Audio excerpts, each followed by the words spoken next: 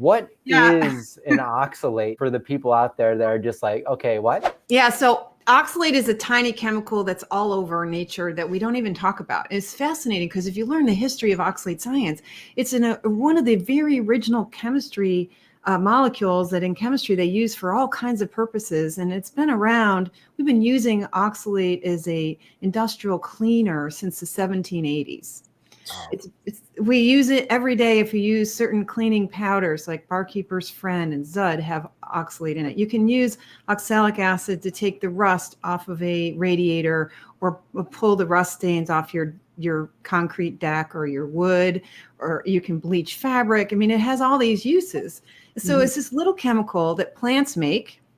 They use it for lots of purposes. It's really critical to many plants for their survival, reproduction, their general health. They need it. And they also have figured out how to make weaponry with it. So a lot of the plants we consider edible, most of them are human inventions, by the way, that if you were 500 years ago or even 10,000 years ago, there just isn't a lot of plants that you would willingly give a young child because you'd be putting them at risk for emergency room visit or death. A dog even eats your houseplant. In fact, the plant behind me, surely if a dog ate that, the dog would be dead because it's toxins in plants. Yeah. But we're not really aware of that. So in the meantime, plants are secretly building oxalate and they're building it as crystals. And for example, in trees, they put blocky crystals of calcium oxalate in their bark, which makes great sense because it makes it hard for the beetle to drill holes into the tree and kill the tree. Some plants, like a kiwi fruit, makes oxalate crystals. This is calcium oxalate, and plants build these crystals. There's these different forms of oxalate. It's the little molecule that's 2 carbons, lots of oxygen, by the way, on that little molecule. It's very oxidative. 4 oxygen molecules attached to 2 little carbons. Carbons means it's an organic compound.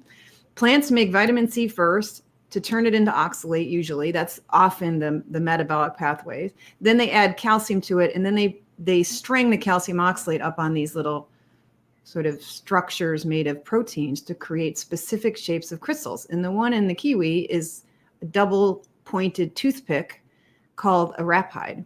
And they make them like arrows or blow darts and sets of quivers of like 200, 400 of these toothpicks in these little vacuoles. And when the cells get damaged, the plant can actually project these little blow darts that come with proteases and soluble oxalate molecules and enter your tissues to like tell you to back off, quit eating me.